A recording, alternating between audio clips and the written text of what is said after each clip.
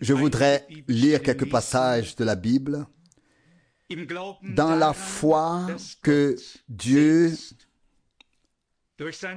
lui-même nous parle à travers sa parole. Sa parole est vivante, elle est efficace, elle est toujours d'actualité. Et puisse le Seigneur réussir à nous inclure dans la conversation avec lui, afin que non seulement il nous parle, mais que nous nous engagions dans cette parole de Dieu, que nous écoutions attentivement et que nous lui donnions également la réponse qui est née de sa parole dans notre cœur. Et puisse-t-il en être ainsi que nous soyons tous ici pour vraiment écouter. Je suis conscient que nous venons de différents pays, de différentes communautés, peut-être même de différentes traditions. Mais nous pouvons tous avoir une chose en commun, et c'est la parole de Dieu, et ce que Dieu nous a préparé en Jésus-Christ, notre Seigneur. Dans les 4 évangiles, nous trouvons décrit ce qui s'est passé ce jour dont nous nous souvenons aujourd'hui. Il est simplement vrai que Dieu a réconcilié l'humanité avec lui-même en Christ, comme le dit très clairement Paul dans 2 Corinthiens, chapitre 5, verset 19. Et nous allons lire quelques passages de la Bible pour nous montrer pourquoi Dieu a choisi cette voie, l'a lui-même empruntée et continue de la suivre avec l'humanité. 2 Corinthiens, chapitre 5, du verset 16. 2 Corinthiens 5, verset 16. C'est pourquoi, dès à présent, nous ne connaissons plus personne selon la chair.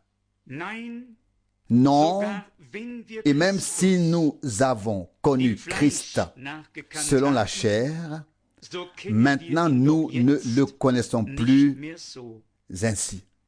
Verset 17. Si quelqu'un est en Christ, il est une nouvelle créature. Les choses anciennes sont passées. Voici, toutes choses sont devenues nouvelles. Verset 18. Et tout cela est l'œuvre de Dieu qui nous a réconciliés avec lui par le Christ et nous a confié le ministère de la réconciliation. Verset 19. Car Dieu était dans le Christ, réconciliant le monde avec lui-même, ne leur imputant pas leurs transgressions, et nous a confié le message de la réconciliation. Verset 20. Nous sommes donc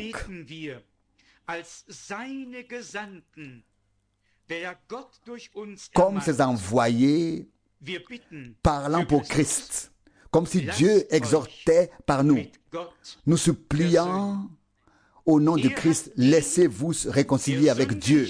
Verset 21, il a fait de celui qui n'a pas connu le péché un péché pour nous, afin que nous devenions en lui la justice de Dieu. Ce grand don de Dieu doit être accepté et pas seulement considéré comme juste ou vrai, approuvé avec nos pensées. Non, il doit devenir une expérience directe avec Dieu dans votre vie.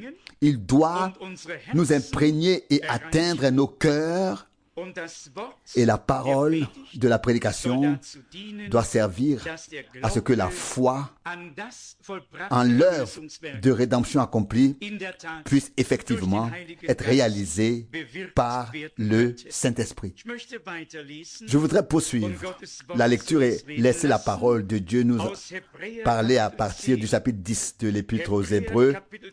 Hébreux chapitre 10, et veillons tous à recevoir chaque parole et à le laisser nous parler.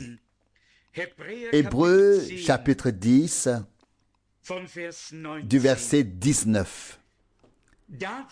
Ainsi donc, frères, puisque nous avons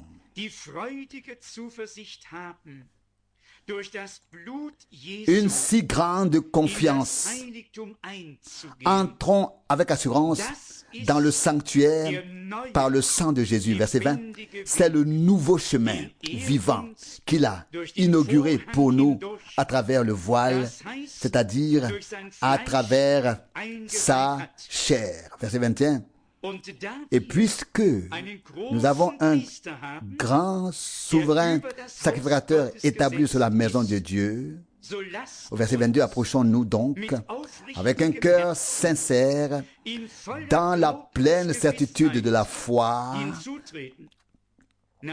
après avoir purifié nos cœurs de toute mauvaise conscience et lavé nos corps avec de l'eau pure, verset 23, avec de l'eau pure, verset 23, retenons fermement la profession de notre espérance sans être ébranlé, car celui qui a fait la promesse est fidèle. Il n'a pas seulement fait la promesse, il l'a accomplie, il l'a réalisée, il l'a concrétisée. De Genèse 3, verset 15 à Malachie 3, verset 1, nous avons des promesses dans tout l'Ancien Testament. Dieu les a réalisées. Nous avons été rachetés. Ceux qui se perdent encore aujourd'hui en sont eux-mêmes responsables. Dieu n'en est pas responsable. Et je vais vous dire pourquoi. Parce que l'agneau de Dieu a porté nos fautes et nos péchés. La chute du premier Adam a été réparée par le second Adam. Ce qui était tombé a été redressé. Ce qui était perdu a été sauvé. Dieu a fait des hommes, Dieu a fait des enfants de Dieu à partir des enfants des hommes. Cela ne dépend plus de lui, mais seulement de nous. Nous avons lu que ce nouveau chemin vivant nous a été ouvert par le sang de Jésus-Christ. Nous n'en avons pas honte, au contraire, nous en sommes reconnaissants à Dieu. Et si d'un côté, nous ressentons un moment de tristesse, voire de souffrance, selon la façon dont l'Esprit de Dieu agit en nous, tristesse et souffrance parce que le Seigneur a dû emprunter ce chemin, le chemin qui mène de Gethsémani à Golgotha. Soyez honnêtes. Que ressentons-nous lorsque nous lisons ce qui est écrit dans les 4 évangiles? Ils ont craché sur notre Seigneur. Ils se sont moqués de lui. Ils l'ont raillé. Ils lui ont vraiment fait subir ce qu'aucun autre homme aurait pu subir. Personne n'a subi et n'a été soumis à ce qui a été imposé à notre Seigneur. Et il était l'agneau de Dieu qui n'ouvrait pas la bouche. Comme un agneau reste silencieux devant celui qui le tond et donne tout ce qu'il a Ainsi en fut-il de l'agneau de Dieu. Notre Seigneur est devenu notre Sauveur, notre Rédempteur, et nous lui en sommes reconnaissants. Voyez-vous, c'est simple. Parce que Dieu a créé l'homme faillible, il a dû assumer lui-même la responsabilité de l'homme qui est tombé. L'avons-nous compris? Nous reviendrons brièvement sur cette pensée. Il est important que nous nous laissions intégrer dans ce que Dieu a prévu pour l'humanité. Car il n'a pas seulement un plan temporel, mais un plan éternel. Avant de poursuivre notre lecture, j'aimerais souligner le verset 22 de l'Épître aux Hébreux du chapitre 10. Donc Hébreux 10, verset 22. Approchons-nous donc avec un cœur sincère dans la pleine assurance que donne la foi. Approchons-nous donc. C'est un appel. Ne restons pas simplement assis à écouter. Allons-y.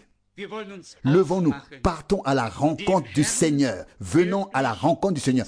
Croyons en lui de tout notre cœur et recevons ce qu'il nous réserve. Aujourd'hui encore, le psaume 50 s'applique. Nous sommes rassemblés devant la face de Dieu. Rassemble-moi mon peuple. Nous sommes réunis en tant que peuple de Dieu pour faire une nouvelle expérience avec le Seigneur.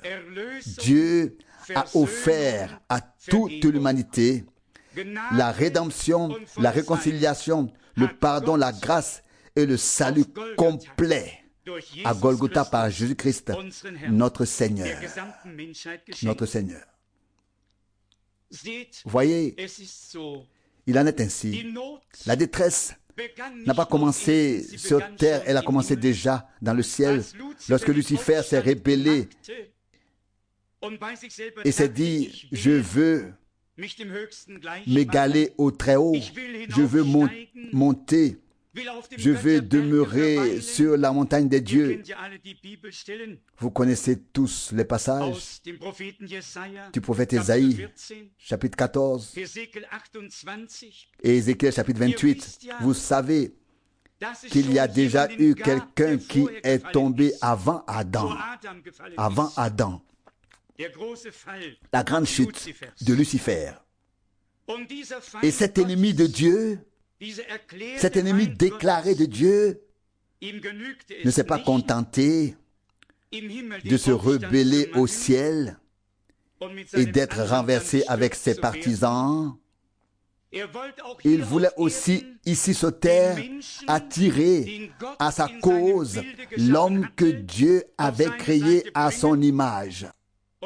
Et il l'a influencé, l'a ainsi captivé et l'a conduit à la mort et ainsi à la perdition. Mais comme je l'ai dit tout à l'heure, parce que Dieu a créé l'homme de telle manière qu'il pouvait tomber, il devait veiller à ce que cet homme déchu soit relevé. Et Dieu s'en est occupé. La chute a en effet été réparée. Je vais lire dans la Genèse chapitre 3, afin que nous comprenions mieux. Genèse chapitre 3, verset 22 et 23 et peut-être aussi verset 24. Genèse chapitre 3, verset 22 à 24. Verset 22. Et le Seigneur Dieu dit, l'homme est maintenant devenu comme l'un de nous. Et ce qu'il sait, en ce qu'il sait distinguer le bien du mal. Maintenant, il ne faut pas qu'il étende la main, prenne aussi du fruit de l'arbre de vie, en mange et devienne immortel. Une situation s'était présentée, l'homme avait péché, il était tombé sous l'emprise de Satan, et s'il avait mangé du fruit de l'arbre de vie dans son état de péché, il aurait vécu éternellement dans le péché, séparé de Dieu. Cela ne devait pas arriver, cela ne pouvait pas arriver. Et ainsi nous lisons dans le verset suivant, verset 23, « Alors le Seigneur Dieu le chassa du jardin d'Éden pour qu'il cultive la terre d'où il avait été pris. » Verset 24, « Et après avoir chassé l'homme, il plaça à l'est du jardin d'Éden les chérubins et la flamme de l'épée tournoyante pour garder l'accès à l'arbre de vie. »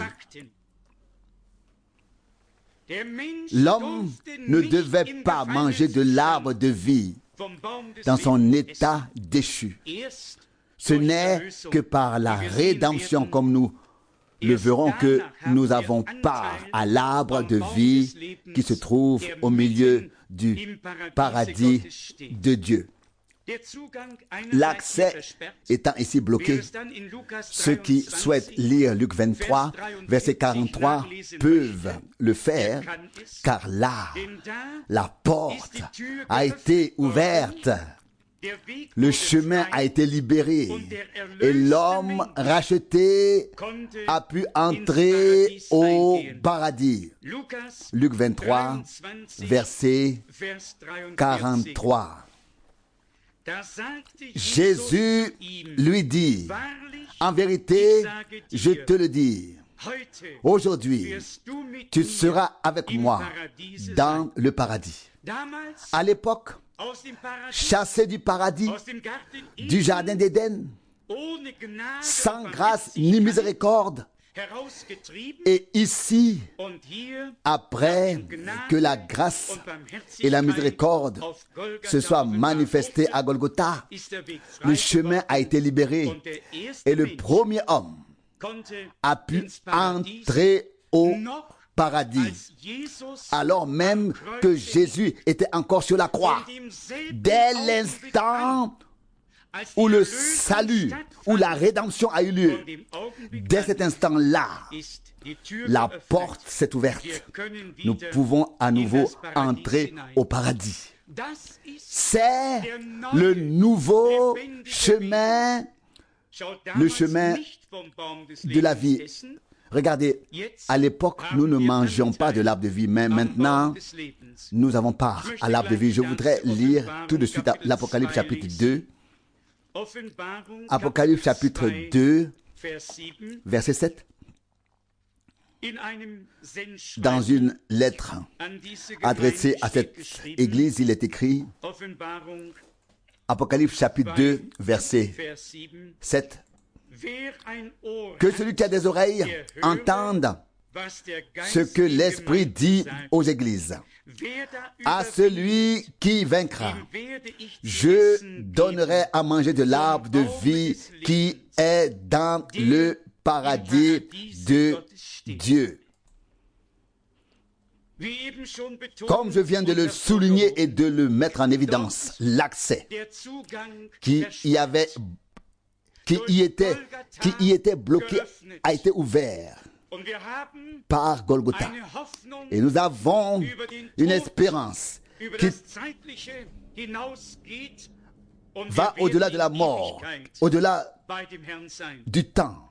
Et nous serons avec le Seigneur pour l'éternité.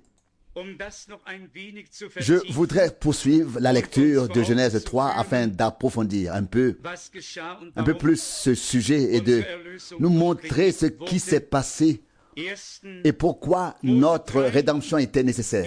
Genèse 3, verset 7, il est écrit, Genèse 3, verset 7, « Alors leurs yeux s'ouvrirent et ils se rendirent compte qu'ils étaient nus. Ils cousirent donc des feuilles de figuier et s'en firent des tabliers. » L'homme déchu a néanmoins besoin de s'habiller. Il ne veut pas être découvert par Dieu dans cet état. Mais nous devons comprendre qu'avec ce dont nous disposons, nous ne pouvons pas nous vêtir de manière à nous présenter devant Dieu. Il faut plus que cela. Ils ont pris des feuilles de figuier ou du figuier, ce que nous prenons, chacun prend quelque chose, veut se vêtir. Soyez honnêtes. Qui voudrait être découvert tout naturellement devant un autre? C'est impossible. Ce serait une honte. Et imaginez le Dieu Tout-Puissant, en présence duquel se trouvaient les premiers hommes. Comment pouvaient-ils se présenter devant lui? Ils voulaient s'aider eux-mêmes, mais c'est le Seigneur qui les a aidés. Ils ont pu abandonner et laisser tomber ce qu'ils avaient eux-mêmes fait autour d'eux, mis autour d'eux, et le Seigneur les a habillés lui-même.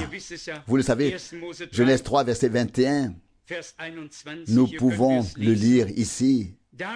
Genèse 3, verset 21, alors le Seigneur Dieu fit à l'homme et à sa femme des tuniques de peau et les en revêtit.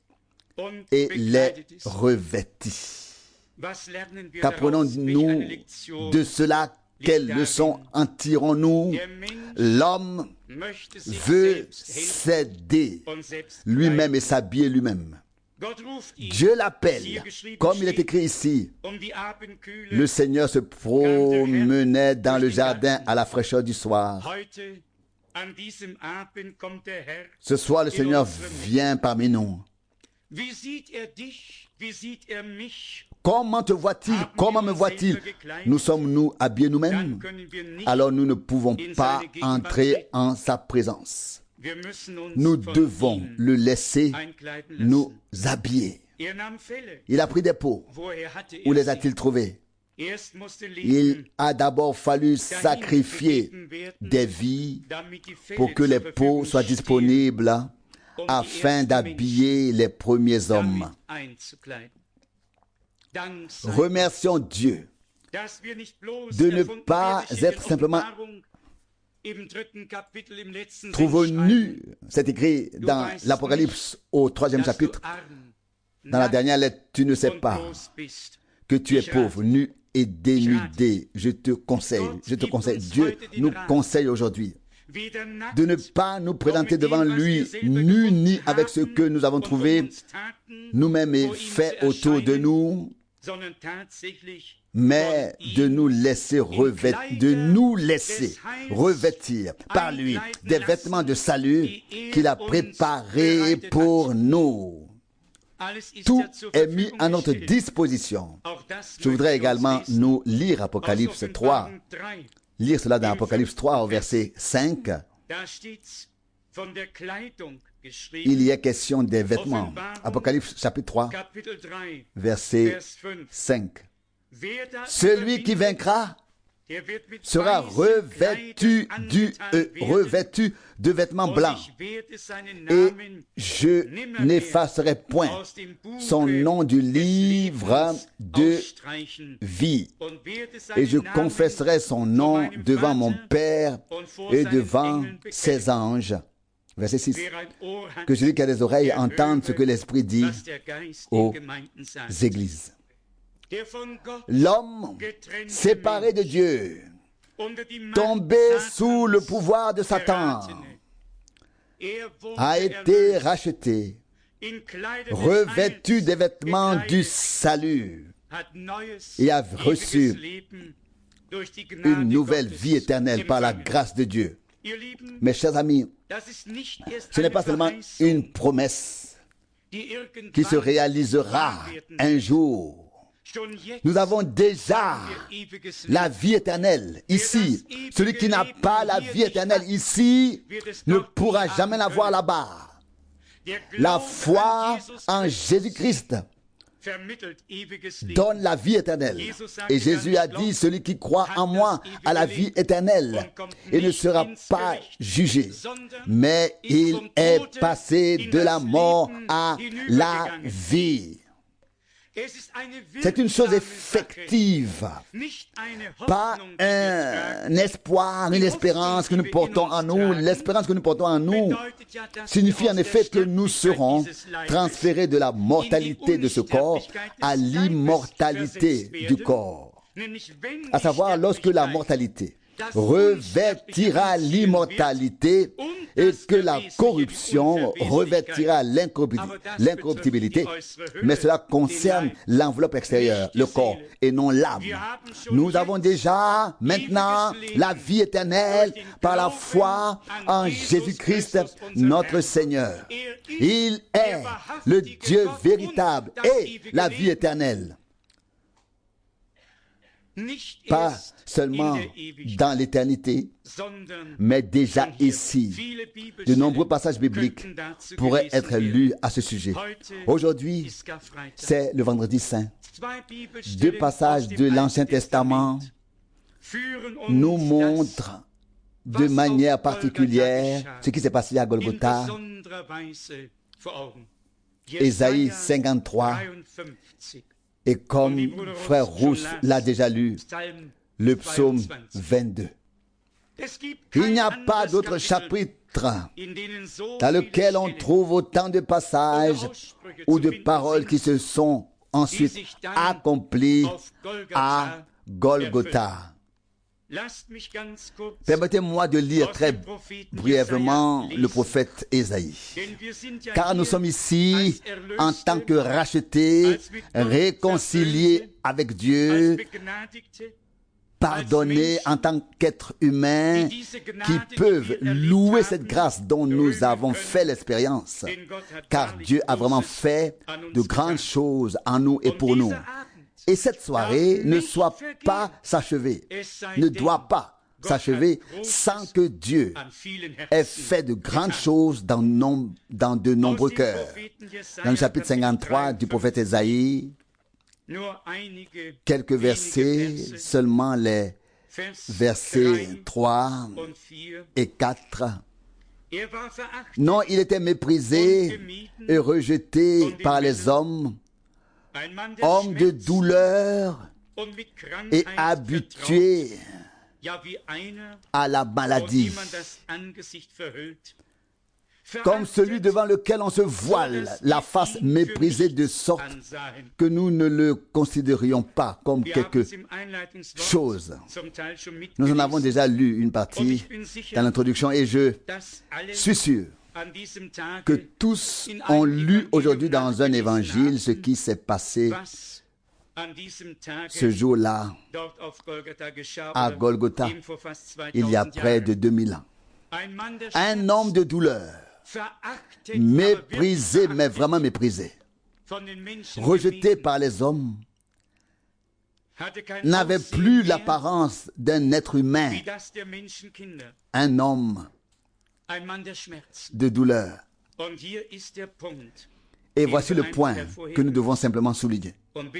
Et croyez-le, je vous en prie, il a ressenti et enduré la douleur de toutes les maladies qui peuvent exister sur terre.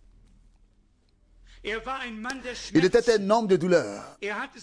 Il avait pris sur lui les maladies. Et les effets, la douleur de chaque maladie, de la tête aux pieds, il a enduré, supporté dans sa propre chair. Un homme de douleur. Il a souffert. Il est mort pour nous. Il a porté afin que nous n'ayons plus à porter. Peut-être que quelqu'un dira maintenant, qu'en est-il de ceux qui vieillissent? Permettez-moi également de le dire clairement ici. Dieu ne nous a pas promis une jeunesse éternelle dans ce corps. Ce n'est qu'avec la résurrection que nous serons jeunes et ne vieillirons plus jamais. Mais ici, que nous soyons croyants ou non nous porterons tous ces signes de vieillesse. Cela n'a rien à voir avec le fait que la guérison divine soit disponible. Je continue la lecture du verset 4. Cependant, ce sont nos maladies qu'il a portées et nos douleurs qu'il a chargées, tandis que nous le considérions comme un homme puni, frappé et martyrisé par Dieu. Les gens pensaient vraiment, Dieu a déversé ici sa colère. Dieu punit ici. Vous savez à quelle vitesse nous pouvons tous réagir ainsi quand quelque chose se passe quelque part. On dit que c'est une punition de Dieu. Il se passe ici quelque chose de très grave. Un homme qui n'avait rien fait de mal est ainsi accusé, battu, martyrisé. Il subit tout cela. Et les gens secouent la tête et le considèrent comme puni par Dieu, frappé par Dieu et martyrisé par Dieu. C'est ce qui est écrit ici. Avait-il tout à fait tort? Il a pris notre place. Il devait expier notre faute. Il devait porter notre punition, notre condamnation. Il n'y avait pas d'autre solution. Et c'est pourquoi une profonde reconnaissance doit monter de nos cœurs vers Dieu. Imaginez que nous ayons dû souffrir tout cela. Qu'en serait-il advenu? Et notre rédemption ne serait pas encore venue. Il y avait ici la souffrance pour le péché et la maladie, pour les conséquences du péché jusqu'à la mort. Puis vient sur le triomphe sur la mort et la victoire de Dieu qui s'est alors manifestée. Cela s'est produit pour nous, à cause de nous. Mes amis, en particulier ceux qui n'ont pas encore accepté et reçu le Seigneur comme sauveur, comme rédempteur. Que vos regards spirituels soient tournés vers ce point de Golgotha et que le Seigneur crucifié soit devant nos yeux. Lui qui, comme nous l'avons lu, a été cloué sur la croix par les mains des pécheurs. Ses mains et ses pieds ont été percés. Cela s'est produit pour nous, afin que nous puissions sortir libres. La dette est payée. Le péché est pardonné. Il a tout porté. Le châtiment lui a été infligé afin que nous ayons la paix. Et par ses meurtrissures, nous sommes guéris. C'est cela la rédemption. Vous savez, les autres religions ne peuvent pas comprendre pourquoi dans le christianisme et en particulier parmi les vrais croyants, cet acte de réconciliation par la souffrance et la mort est si hautement loué par nous. Nous savons bien que nous étions perdus, sans Dieu et sans espérance dans ce monde. Et grâce à Jésus-Christ, nous sommes passés de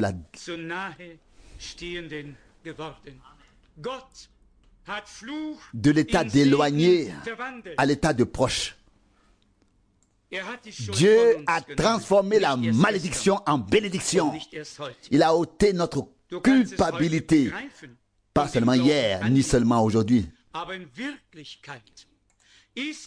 Tu peux le comprendre aujourd'hui et l'accepter dans la foi. Mais en réalité, lors de ce grand jour de réconciliation de Dieu, la culpabilité de toute l'humanité a été retirée des hommes et placée sur l'agneau de Dieu. Il n'y aura pas de deuxième réconciliation, ni de deuxième souffrance et de deuxième mort. Nous pouvons également lire plusieurs passages de la Bible à ce sujet, dans la parole de Dieu.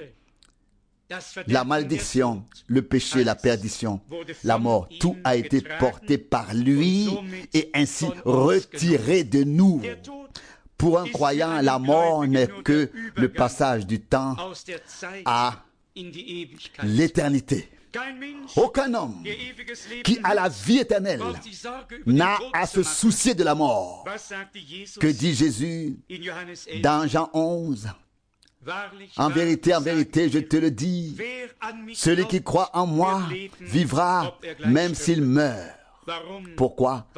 Parce que nous avons reçu la vie éternelle par grâce.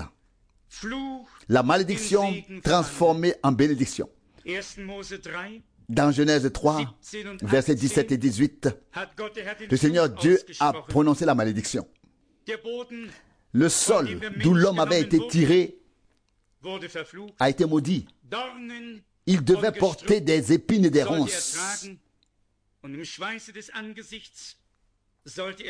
Et l'homme devait cultiver la terre à la sueur de son front. Le terme épine, en particulier, avait été prononcé en relation avec la malédiction. Il portera des épines et des ronces. Afin que le monde entier comprenne clairement, visiblement, que la malédiction qui s'était abattue sur la terre avait été levée. Il a pris le pire qui pouvait arriver. Il a porté la couronne d'épines. Il a pris la malédiction sur lui. Dans l'Ancien Testament, dans Exode 3, Dieu est apparu au prophète. Où était le feu? Dans le champ de blé? Non. Dans le buisson épineux. Dans le buisson épineux. Vous pouvez le lire. Le Seigneur Dieu est entré dans le buisson épineux. Moïse s'étonnait que ce feu ne consume pas le buisson épineux. Notre Seigneur savait exactement ce qu'il faisait. Et si ce sont d'autres qui l'ont aidé à tresser la couronne d'épines, ils n'auraient pas pu trouver pire. Ils ont fait subir à sa tête le pire que la malédiction pouvait apporter. Et nous devons recevoir la couronne de la vie éternelle. Mes chers amis, quiconque réfléchit à ce que Dieu a fait pour nous en Christ, son cœur ne peut que s'adoucir. Il doit venir au Seigneur. Ne comprenez pas ce doigt comme une obligation, mais comme une attraction. Nous sommes attirés, cela devrait nous attirer. Une attraction qui vient simplement de l'amour divin qui s'est manifesté à nous. Dieu a tant aimé le monde qu'il a donné son Fils seul, engendré par lui, afin que tous ceux qui croient en lui ne périssent point, mais qu'ils aient la vie éternelle. Et cette foi n'est pas seulement une foi comme celle que l'on aurait envers d'autres fondateurs de religion, mais une foi véritable, conforme aux Écritures. Nous avons lu que Dieu était en Christ et qu'il avait réconcilié le monde avec lui-même. Je voudrais poursuivre la lecture d'Ésaïe 53 à partir du verset 10. Mais il a plu au Seigneur de le briser, de le frapper de maladie. S'il offre sa vie en expiation, l'a-t-il fait? Il l'a fait. Mais il a plu au Seigneur de le frapper de maladie. S'il offre sa vie en expiation, il verra une semence. Il vivra longtemps. Et la volonté du Seigneur s'accomplira par lui. Au verset 11, nous avons affaire à Gethsémani. Isaïe 53, verset 11. À cause de son angoisse, de l'angoisse de son âme, il verra le fruit et sera rassasié. Par sa connaissance, mon serviteur juste rendra la justice à beaucoup, en prenant sur lui leurs fautes. Il l'a fait. Tu n'as plus besoin de porter ta faute. Tu n'as plus besoin de t'effondrer sous son poids. Notre Seigneur a proclamé: venez à moi, vous tous qui êtes fatigués et chargés, et je vous donnerai du repos. Je vous rafraîchirai, je vous donnerai du repos pour vos âmes. Je vous rafraîchirai. Il nous suffit de venir avec foi, de nous incliner devant Dieu et d'accepter ce qu'il a préparé. Au verset 12 d'Ésaïe 53, c'est pourquoi, en prenant sur lui leurs fautes, c'est pourquoi je lui donnerai les multitudes et il partagera le butin avec les puissants en récompense d'avoir livré sa vie à la mort et d'avoir été compté parmi les malfaiteurs alors qu'il a porté le péché de beaucoup et intercédé en faveur des malfaiteurs. En ce jour et à chaque instant, il faut le dire ici, il vaut la peine de souligner ce grand événement qu'est la réconciliation de Dieu avec l'humanité. Y a-t-il un autre chemin vers Dieu que celui que Dieu a tracé vers nous? Y a-t-il un autre lieu de rencontre entre Dieu et l'humanité ou entre l'humanité et Dieu que celui où Dieu a rencontré l'humanité? Combien de fois l'avons-nous dit? Les hommes cherchent Dieu partout. Bien sûr, nous pouvons contempler la majesté de Dieu, sa toute-puissance dans l'univers, mais aucun d'entre nous ne peut voir aussi loin qu'il est l'univers devant lui. Mais où Dieu s'est-il révélé personnellement? Où? Sa puissance créatrice. Il est créateur, il est conservateur, il est tout. Mais il s'est révélé personnellement en Christ. Lui seul pouvait dire: celui qui me voit, voit le Père. Lui seul est et reste Emmanuel, Dieu avec nous. Celui qui veut chercher et trouver Dieu, qui le cherche là où il se trouve. Pas dans une religion, pas dans une communauté religieuse, mais vraiment en Jésus-Christ, notre Seigneur. Déjà au chapitre 52 du prophète Ésaïe, certaines choses nous ont été dites. Je voudrais lire les derniers versets. Ésaïe 52, à partir du verset 13.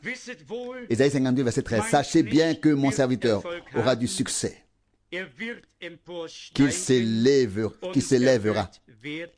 qu'il sera exalté et qu'il sera très élevé. Verset 14. De même que beaucoup ont été horrifiés à ton sujet, tant il était défiguré qu'il ne ressemblait plus à un homme et que son apparence n'était plus celle d'un être humain. Verset 15, de même, il étonnera de nombreux peuples et les rois se tairont à son sujet, car ils verront ce qui ne leur avait jamais été raconté et ils percevront ce dont ils n'avaient jamais entendu parler. Il a eu du succès. À Golgotha, il semblait d'abord avoir échoué. Il n'a pas échoué. Il devait suivre ce chemin afin que nous n'ayons plus à le suivre. Il devait prendre sur lui ce qui nous accablait, nous opprimait, nous séparait de Dieu, nous condamnait. Et vous savez ce que dit l'Écriture. Le salaire du péché, c'est la mort. Il devait tout prendre sur lui. Et comme souligné précédemment, puisque Dieu a créé l'homme avec le libre arbitre de sorte qu'il pouvait prendre de mauvaises décisions, Dieu devait assumer la responsabilité de son salut.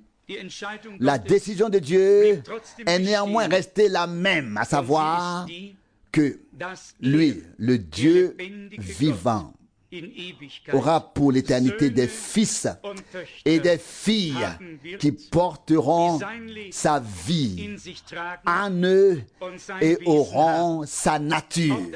Nous avons déjà abordé ce point. Adam a été créé à l'image de Dieu, mais il n'est pas issu de Dieu, sorti de Dieu. Il n'avait pas la nature de Dieu, ni la vie de Dieu. Dieu lui insuffla le souffle de vie et il devint une âme vivante. Il en allait tout autrement avec le second Adam. Seul Dieu pouvait précéder de Dieu. De Dieu ne pouvait que sortir Dieu. Et Jésus-Christ n'était autre que la parole faite chair. Il était Dieu manifesté sous forme humaine. Tout engendre selon sa nature. Et Dieu aussi ne peut engendrer que selon sa nature. Les enfants des hommes engendrent des enfants des hommes, mais Dieu engendre des enfants de Dieu. Pourquoi est-il donc écrit: voici les enfants, voici moi et les enfants que Dieu m'a donnés. Hébreux 2, verset 13. N'avons-nous pas lu? Je l'ai placé dans le sein de sa mère. Avez-vous tous lu cela? Je l'ai placé dans le sein de sa mère. Vous avez tous l'air de ne pas avoir lu la parole d'introduction. Dois-je la relire? C'est ce qui nous a été lu. Qu'as-tu lu, frère Rousse? Quel chapitre? Nous l'avons tous lu, n'est-ce pas? Et quel verset? Psaume 22. Vous l'avez tous lu tout à l'heure, n'est-ce pas? Pardon? Le verset 10. Alors je devrais, oui, le verset 10, bien sûr, Psaume 22, verset 10. Oui, c'est toi qui m'as placé dans le sein de ma mère. Qu'est-ce que c'était? L'Esprit Saint viendra sur toi et la puissance du Très-Haut te couvrira de son ombre. Et celui qui naîtra de toi sera appelé fils du Très-Haut.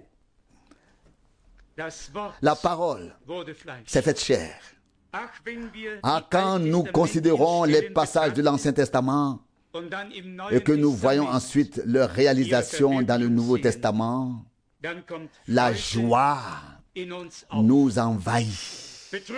La tristesse que le Seigneur ait suivi ce chemin, mais la joie qu'il nous ait rachetés, qu'il nous ait appelés par notre nom et que nous puissions vraiment être sa propriété pour le temps et pour l'éternité. Christ, le commencement de la création de Dieu, la nouvelle race divine, le premier-né parmi de nombreux frères. Il a souffert et est mort. Il est ressuscité et a apporté la vie éternelle et une nature impérissable à la lumière, comme l'enseignent les Saintes Écritures. Revenons à Hébreux 10, c'est là le nouveau chemin, le chemin vivant. Il passe à travers le voile, c'est-à-dire à travers sa chair, et il a souffert dans son corps, il a été battu. Car c'est dans ce corps que nous avons péché. Le châtiment est tombé sur lui, il a souffert et il est mort. Nous l'avons lu ici dans Ésaïe 52, verset 14. Si défiguré, son apparence n'était plus celle d'un homme et sa forme n'était plus celle des hommes, des enfants des hommes. J'ai lu aujourd'hui dans un évangile que Simon de Cyrène a encore porté la croix de notre Seigneur. Il n'en pouvait plus. Il s'est effondré. Le fardeau était trop lourd. Je le répète, ce n'était pas seulement écrit et inscrit. Il a ressenti tout cela dans son âme, dans son esprit, dans son corps. Mais il a ressenti ainsi. Il a souffert pour que nous puissions être libres.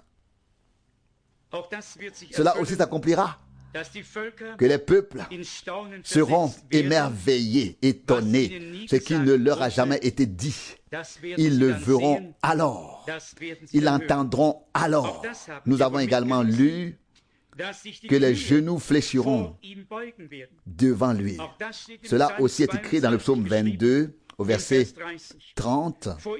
Devant lui se prosterneront tous les puissants de la terre. Amen. On peut le lire dans l'épître aux Philippiens et dans d'autres passages. Dieu l'a dit. Tout genou fléchira et toute langue confessera que Jésus-Christ est le Seigneur. Et nous l'avons lu ici. Devant lui se prosterneront tous les puissants de la terre. Devant lui s'agenouilleront tous ceux qui sont couchés dans la poussière de la terre et qui ne peuvent maintenir leur âme en vie. Toute âme qui pêche doit mourir. Mais celui qui comprend que notre Seigneur a souffert dans son âme, c'est ce que j'ai lu ici, c'est ce qui est écrit dans Ésaïe 53 au verset 11. Dans son âme, il a souffert et il verra le fruit et sera rassasié. Il a souffert dans son esprit, il a souffert dans son âme, il a souffert dans son corps. Tout comme vous et moi, dans la douleur la plus profonde, que ce soit la maladie ou la séparation d'avec Dieu. Et je voudrais vraiment poser cette question.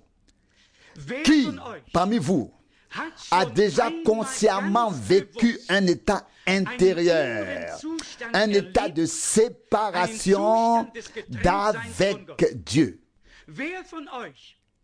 Qui parmi vous a déjà crié de toutes ses forces dans sa vie, mon Dieu, pourquoi m'as-tu abandonné?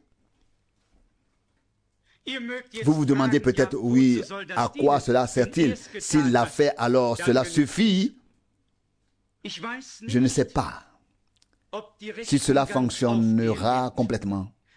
Seul celui qui ressent vraiment sa séparation d'avec Dieu, au point qu'une douleur intérieure l'envahit et le saisit, et qu'il crie au Seigneur, sera capable d'accepter la réconciliation avec Dieu ensuite. Vous savez bien que dans le passé, les gens ont connu une véritable conversion, ont vécu une véritable repentance. L'Esprit de Dieu a commencé à agir et cela a touché si profondément, mais si profondément leur âme que celui qui se convertissait comprenait. Être séparé de Dieu, être condamné, damné, descendre en enfer. Je ne l'oublierai jamais. Dieu m'a vraiment aidé dans cette épreuve. J'avais à peine 18 ans quand cela s'est produit et j'ai réellement vu l'enfer. J'ai vu l'enfer sous mes pieds. La fumée s'élevait. J'étais suspendu au-dessus de cet abîme et mes forces m'abandonnaient. Peu à peu, je me tenais seulement avec mes deux mains. Et à tout moment, j'aurais pu tomber et je regardais en bas. Mes forces diminuaient de plus en plus. Et alors j'ai crié vers le Seigneur. Je suis perdu, j'ai crié, je suis perdu. Sauve-moi, sauve-moi. Mais, chers amis, nous ne voulons pas seulement considérer les choses ici et dire cela s'est passé là-bas. Nous voulons que ce qui s'est passé là-bas puisse devenir réalité pour nous aujourd'hui. Que nous puissions aujourd'hui expérimenter Dieu en tant qu'être humain qui reconnaisse que nous sommes perdus par de notre nature ou par notre naissance naturelle. Nous sommes séparés déjà de Dieu et que le cri de notre âme soit également envoyé au Seigneur. Qu'il monte au Seigneur. Que nous disions simplement, Seigneur, nous voyons qu'il était nécessaire de suivre ce chemin de Gethsémani à Golgotha pour me sauver. Car je suis où j'étais perdu. Quelle que soit notre condition actuelle, quiconque a déjà expérimenté le Seigneur n'a pas besoin de poser une seconde fois les fondements par la repentance et le renoncement aux œuvres mortes, comme le dit Hébreux 6. Mais nous pouvons alors aller de l'avant et nous détourner des principes élémentaires de l'enseignement. Mais ceux qui n'en ont pas encore fait l'expérience peuvent en faire l'expérience aujourd'hui. Notre Seigneur est venu chercher et sauver ce qui était perdu. Il est venu comme le bon berger et a donné sa vie pour ses brebis. Il n'était pas un philosophe, il n'était pas le fondateur d'une religion. Il était le sauveur et il est le sauveur. Il était le guérisseur et il est le guérisseur. Il a donné sa vie, son sang pour notre expiation. Il verra une semence et vivra longtemps. Qu'est-ce que cela signifie? Nous l'avons déjà dit. Chaque semence produit selon son espèce. Que veut l'unique? Il veut la semence de Dieu. Vous pouvez le lire. C'est écrit dans le prophète.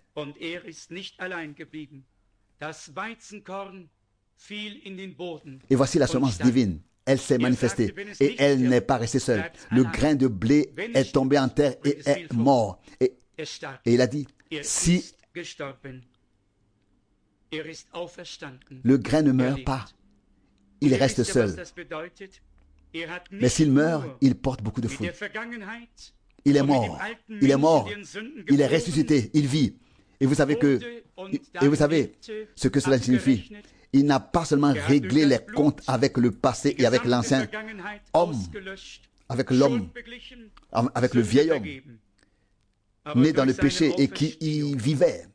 Par son sang, il a effacé tout le passé, réglé la dette, pardonné les péchés. Mais par sa résurrection, il a donné une nouvelle vie pour nous.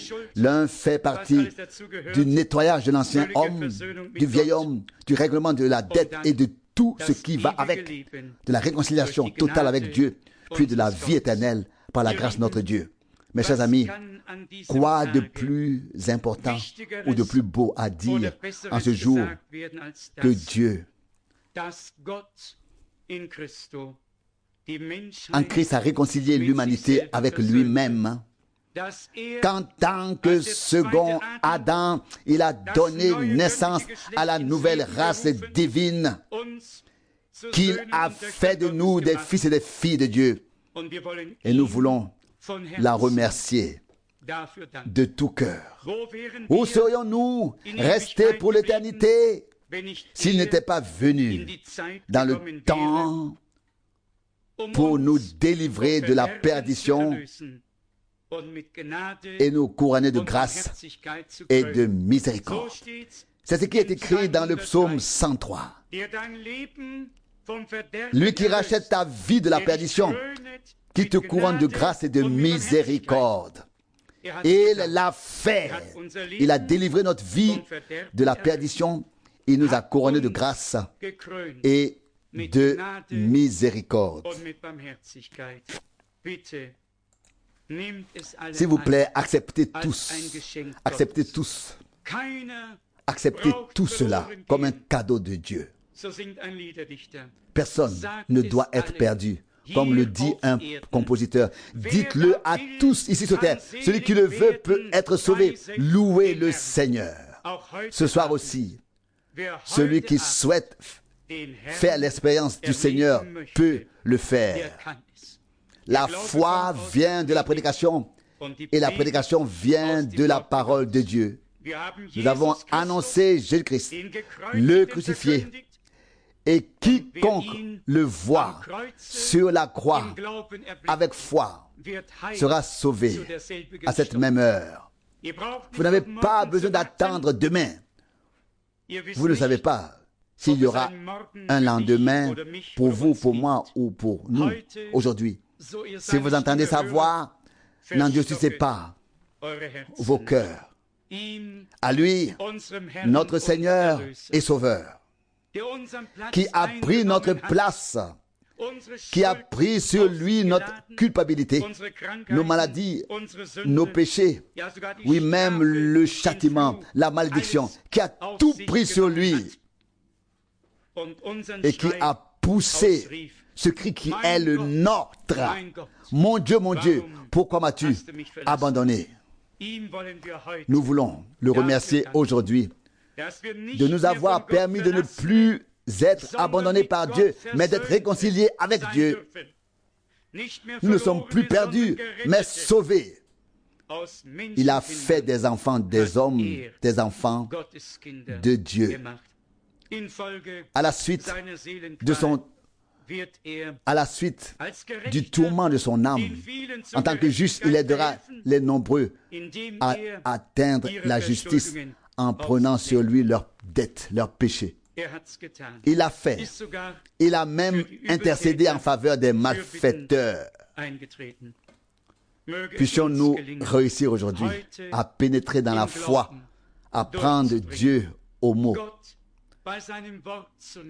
Il a dit et à dire, Seigneur, nous sommes ici aujourd'hui, nous avons entendu ta parole et nous voulons te rencontrer, te vivre, t'expérimenter personnellement, tout comme cela s'est produit et a été préparé pour nous à Golgotha. Nous voulons aujourd'hui en faire l'expérience par la grâce de Dieu. Que son saint nom soit loué. Amen. Levons-nous et chantons le refrain tel que je suis, ainsi doit-il en être. Tel que je suis, ainsi doit-il en être. Par ma force, toi seul. Ton sang me lave de mes péchés. Ô agneau de Dieu, je viens.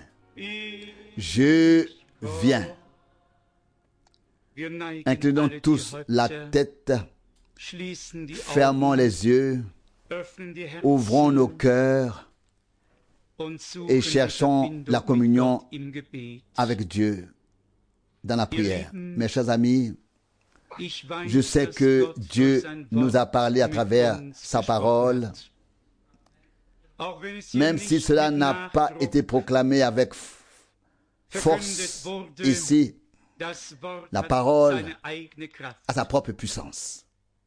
Ce n'est pas le volume de la voix de celui qui la prononce qui importe, mais l'accueil dans la foi, la réception dans la foi et l'effet de la foi dans notre vie. La parole de Dieu ne revient pas à vide. Elle accomplit ce pourquoi elle a été envoyée. Aujourd'hui, nous avons entendu sa voix.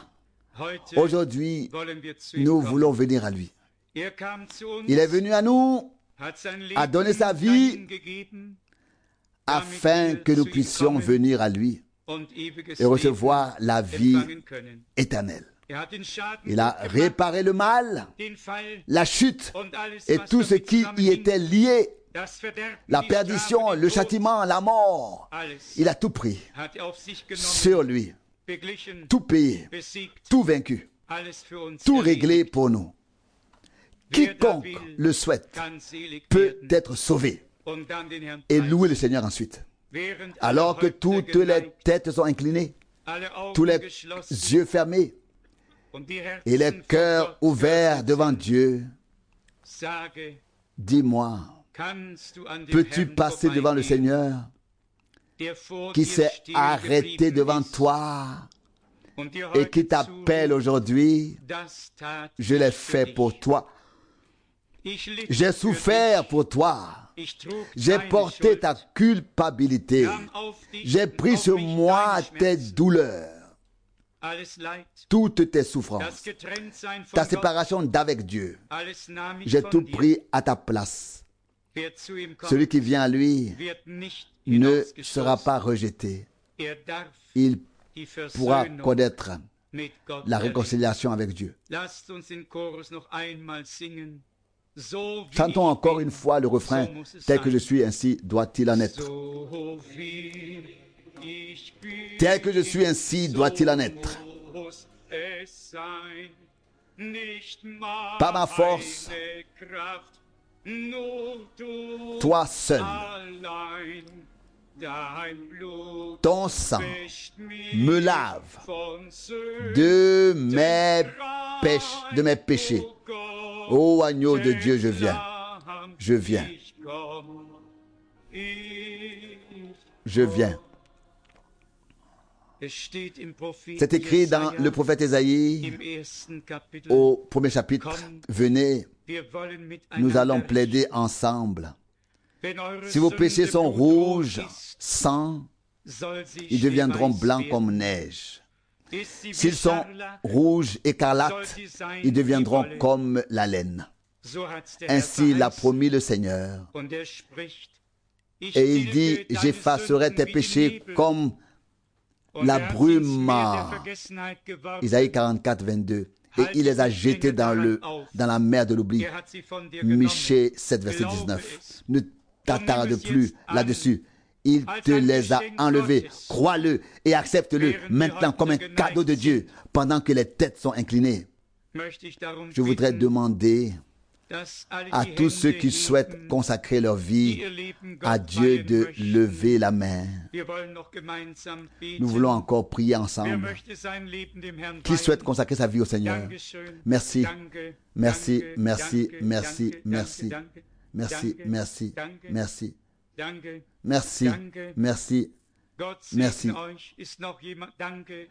Que Dieu vous bénisse. Y a-t-il quelqu'un d'autre? Merci. Que Dieu vous bénisse. Y a-t-il quelqu'un d'autre? Merci. Que Dieu vous bénisse partout. Les mains se lèvent. Et pas seulement les mains, mais aussi les cœurs. Acceptez-le simplement.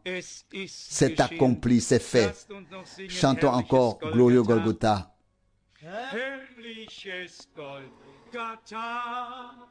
Glorieux Golgotha, glorieux Golgotha. Mes péchés sont pardonnés, ma dette est payée. Glorieux Golgotha. Glorieux Golgotha. Glorieux Golgotha. Mes péchés sont pardonnés, ma dette est payée. Glorieux Golgotha. Il y a certainement encore quelques mains qui devraient se lever. Vous savez que le Seigneur vous a parlé. Ce n'est pas nous qui appelons. Nous faisons ce que Paul a écrit. Nous exhortons au nom du Christ. Laissez-vous réconcilier avec Dieu. Parce que le ministère de la réconciliation nous a été confié, nous le faisons. La réconciliation de Dieu avec vous ne servira à rien si vous n'adhérez pas à cette alliance, si vous ne dites pas oui, si vous ne l'acceptez pas consciemment pour vous-même et si vous ne dites pas « Seigneur, cela s'est fait pour moi. Tu m'as racheté. Tu as effacé ma dette. Tu as pardonné mes péchés. Tu as souffert pour moi. Tu m'as appelé. Je viens. Je viens maintenant. Pendant que toutes les têtes restent inclinées, laissez-moi poser une dernière question pour ce soir. Y a-t-il encore quelqu'un qui sent que le Seigneur l'appelle? Levez la main. Y a-t-il encore quelqu'un? Merci. Merci. Merci. Merci. Merci. Merci. Merci, que Dieu vous bénisse. Que Dieu vous bénisse. Sachez une chose, vous repartirez différent de ce que vous étiez en arrivant. Accablé par la culpabilité, déprimée, vous pourrez repartir joyeux. Quand nous pensons que notre Seigneur a tant souffert et que nous pouvons maintenant nous réjouir qu'il nous ait rachetés, que nous reste-t-il d'autre à faire que de le remercier sincèrement pour l'amour qu'il nous a témoigné. Seigneur notre Dieu, nous te remercions tout particulièrement aujourd'hui pour ce qui s'est passé à Golgotha. Cela ne vieillit pas, cela conserve sa validité et sa puissance. Le sang de l'agneau parle encore aujourd'hui pour nous. Seigneur fidèle, tu as versé ton sang en tant qu'agneau, en tant que souverain sacrificateur. Tu es entré dans le sanctuaire céleste avec ce sang pour l'offrir sur le trône de la grâce. Ensemble, nous te remercions du fond du cœur. Seigneur bien-aimé, tu as pris sur toi en tant que Jésus la malédiction que tu avais prononcée en tant que Yahvé. Couronné d'épines, tu es mort sur la croix à Golgotha. Tu as porté nos fautes et nos péchés. Nous t'en remercions, nous te louons et nous t'adorons. Alléluia! À toi l'agneau de Dieu, sois rendu grâce et honneur. Tu as ôté le péché du monde. Nous t'en remercions, Seigneur bien-aimé. Maintenant, nous t'apportons tous ceux qui ont levé les mains et sont venus à toi, Sauveur bien-aimé. Tu ne les repousses pas. Non, Seigneur. Tu appelles, non pour rejeter à nouveau, mais pour accueillir. Et Seigneur, à tous ceux qui te reçoivent, tu leur donnes le pouvoir de devenir enfants de Dieu, à savoir ceux qui croient en ton nom. Seigneur bien-aimé, ce soir nous croyons de tout notre cœur en toi, en ta parole, en la rédemption que tu as accomplie en ton nom. Nous croyons de tout notre cœur. Et nous te prions, aide notre incrédulité à disparaître et fais naître ici une atmosphère de foi dans laquelle Dieu peut accomplir des miracles dans l'âme, l'esprit et le corps. Seigneur bien-aimé, confirme ta parole comme vraie pour nous tous, pour la gloire et la louange de ton nom. Je te remercie d'avoir accueilli tous ceux qui sont venus à toi, Seigneur bien-aimé. Ils sont à toi et personne ne les arrachera de ta main. Prends-les, bon berger, et conduis-les vers de nouveaux pâturages. À toi, notre Seigneur, soit la louange et l'honneur, la gloire et l'adoration, maintenant et pour l'éternité. Alléluia. Alléluia. Amen.